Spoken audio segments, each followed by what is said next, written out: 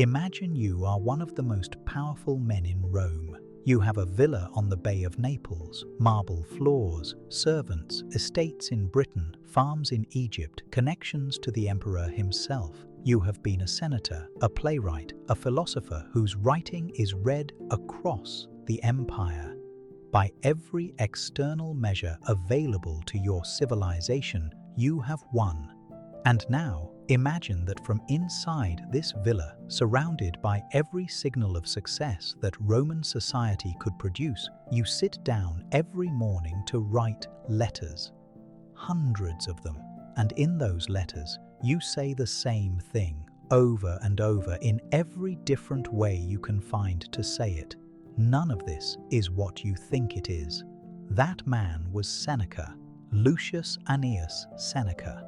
And what he understood about status, money, and the psychology of appearance, written from inside the very trap he was warning you about, is something modern finance has spent billions of dollars helping you ignore. Today, we are going to stop ignoring it. Seneca was born around 4 BC in Cordoba, in what is now Spain, one of the westernmost outposts of the Roman Empire. His father was a wealthy rhetorician. His family had means, education, and the particular social ambition that well-connected provincial families carried when they moved to Rome. He arrived in Rome as a child, studied Stoic philosophy and rhetoric, entered public life, and became a senator. He wrote tragedies. He wrote philosophical essays. He became one of the most respected Stoic voices of his generation. He also became one of the most controversial figures Rome ever produced, not because he was dangerous, because he was a walking contradiction. In 41 AD, the Emperor Claudius exiled Seneca to Corsica. The official charge was adultery with the emperor's niece, almost certainly a political pretext. He spent 8 years on that island with almost nothing. No influence, no networks, no property to speak of. He spent those years writing and thinking and observing from a distance what the performance of Roman social life actually cost the people performing it. When Agrippina the Younger recalled him to Rome in 49 AD to serve as tutor to her young son, Seneca returned to a world he now understood differently. That son became the Emperor Nero. And for the first years of Nero's reign, Seneca was effectively the most powerful advisor in the empire. During this period, Seneca accumulated wealth at a scale that is difficult to overstate. His net worth, by some historical estimates, reached the equivalent of hundreds of millions in today's money. He owned marble quarries. He loaned money at interest to client kingdoms in what is now Turkey. He had more than he could possibly have needed by any rational measure. His critics used this against him without mercy. If you believe what you preach, why do you live like this? His answer is the most important thing he ever said. He did not deny the wealth. He did not pretend to be something he was not. He said, "I live in the world as it exists. I am surrounded by the things of the world. The test is not whether I have them. The test is whether they have me." That distinction is the entire argument of this video. Before we go to the principles, understand what Seneca was watching every single day. He sat at the center of Roman power. He watched, up close, in real time, what unlimited wealth and unlimited status actually produced in a human being. What it produced in Nero was not satisfaction, not security, not even pleasure in any stable form. What it produced was an endless, accelerating hunger, a need for confirmation that grew faster than any confirmation could feed it, a personality that could not distinguish between what it wanted and what it wanted to be seen wanting. Seneca watched this unfold in the most powerful man on earth and understood something most people never get close enough to learn. There is no amount of status that satisfies the appetite for status. The mechanism was never designed to fill you. It was designed to drive you. And the people who pay for status, who spend beyond their means, who upgrade their lifestyle to match their aspirations rather than their income, who buy the version of themselves they wish they were, are not purchasing satisfaction, they are renting anxiety. Let us go through this carefully. 4 principles. The first principle: status is borrowed, not owned. Seneca wrote, "It is not the man who has too little who is poor, but the man who hankers after more." Read that again, but replace the word more with the word status. It is not the man who has too little status who is poor. It is the man who hankers after more of it. Status is not a possession. It is a perception held by other people about you, subject to revision at any moment, without your consent or your knowledge. You do not own your reputation. You do not own the social position you have worked to occupy. All of it exists in other people's minds. It is, by definition, external to you. And in the Stoic framework, Seneca's framework, anything external is not fully yours. This means every dollar you spend on status maintenance is spent on something you cannot keep. You are paying a lease on someone else's regard, and like every lease, it must be renewed. It does not compound. It expires. The car signals success until it is 3 years old and the model year changes. The vacation signals taste until someone you know posts a better one. The watch signals discernment until the signals shift. The neighborhood signals class until the neighborhood changes. None of this is investment. It is consumption with a story attached. And the story is borrowed from other people's expectations, not built from your own values. Seneca knew this from the inside. He lived in marble and understood that the marble meant nothing except to the people looking at it. It was their perception, not his. He was, at best, its temporary custodian until the emperor decided otherwise. The second principle: the performance tax compounds. Here is a financial truth that almost no one says plainly. Status spending is not linear, it is exponential. Once you establish a lifestyle as your baseline, your normal, every future deviation from that baseline is experienced as a loss by you and by the people observing you. So you cannot step back without cost. You can only step forward. Seneca wrote, "No one can wear a mask for long. Pretense quickly falls back to its own nature." He was describing character, but the financial structure is identical. Every resource you commit to maintaining appearances is a resource you cannot redirect. Every financial decision shaped by how it looks is a decision no longer shaped by what it actually does for you. And the performance escalates. You buy the apartment that matches your current income. Then your income grows. The apartment now suggests you have not grown with it. So you move. The new apartment becomes the baseline. You furnish it to match the building. You dress to match the building.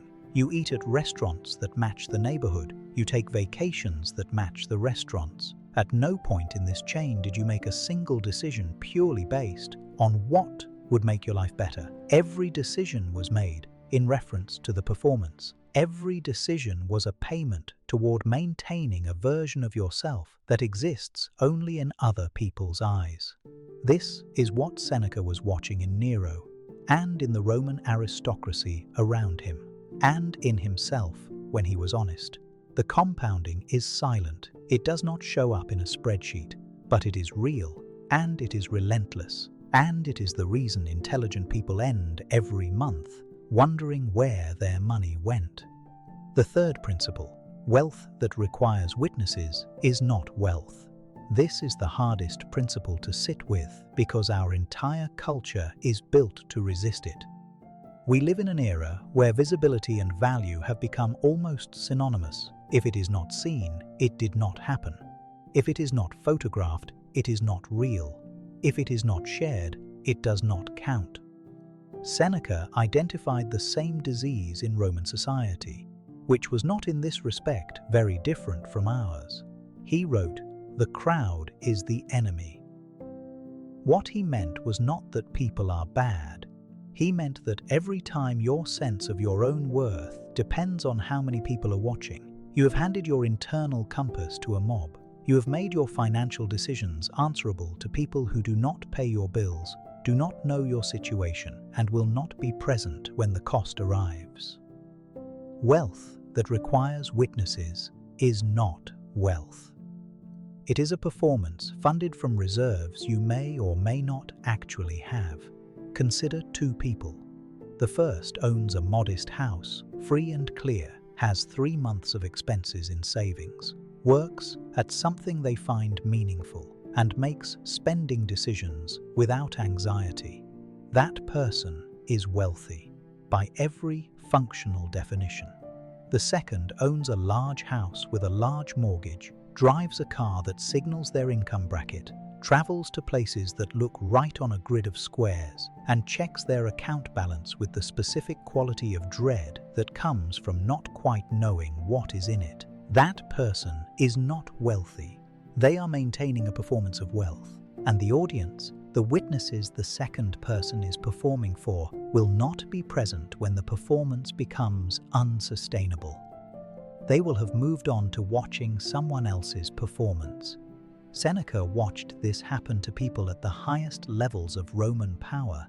He watched careers collapse, estates get confiscated, reputations get destroyed overnight. And what he observed was that the people who survived these reversals were almost never the ones with the most visible wealth.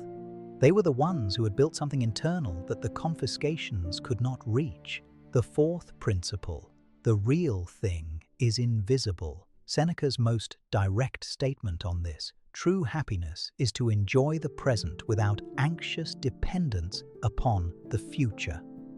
Notice what is not in that sentence. No mention of amount, no mention of what it looks like, no mention of what it signals to anyone else. The actual substance of a good financial life, security, autonomy, freedom from constant anxiety, the ability to make decisions based on your own values rather than your obligations. None of this is visible. You cannot see someone's savings rate. You cannot see their margin of safety. You cannot see the years they bought back by consistently spending less than they earned. You cannot see the silent compounding happening in the background of an apparently ordinary life. What you can see, what gets photographed and displayed and quietly envied, is the consumption, the visible output of a financial life. And here is the problem. The most visible financial lives are often the least stable ones, because the money that could have been building real security is being spent on maintaining the signal of security. Seneca returned to this point across his entire body of writing. He called it Vindica te tibi, claim yourself for yourself. Stop performing.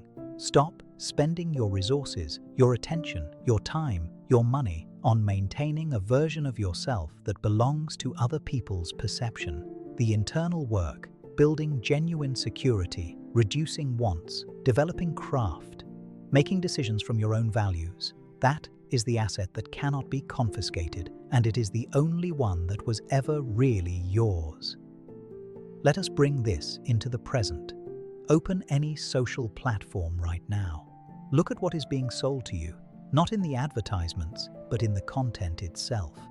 Look at the aspirational imagery, the lifestyle signals, the visible evidence of wealth and taste and success.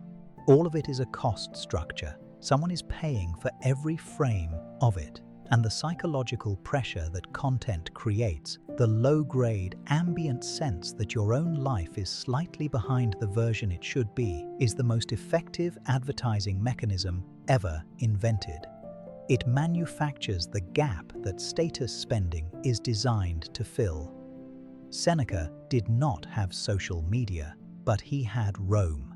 He lived in the most visible city on earth, among people who competed openly for social position in a culture where your rank determined your literal legal standing. He understood status competition at a level that was not theoretical, And from inside that pressure, he reached the same conclusion every honest person reaches when they stop defending their spending and actually look at it. You are performing for an audience that is not watching as closely as you think.